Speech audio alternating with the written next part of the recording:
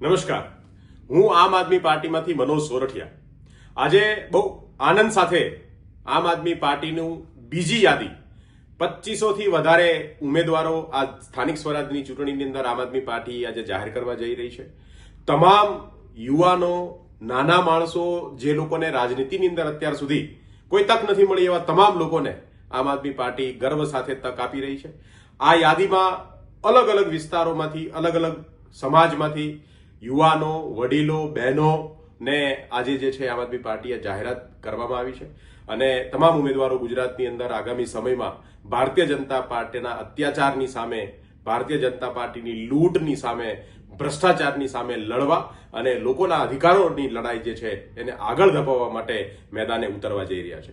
તમામ ઉમેદવારોને શુભેચ્છા, ગુજરાતની જનતાને શુભેચ્છા કે પહેલી વખત એક નવી પાર્ટી, લોકોનો વિકલ્પ આમ આદમી પાર્ટી જે છે એ ગુજરાતમાં આટલા વિશાળ પ્રમાણમાં સ્થાનિક સ્વરાજની ચૂંટણી લડી રહી છે। સૌને શુભેચ્છાઓ, અગ્રીમ જીત માટેની સૌને શુભેચ્છા।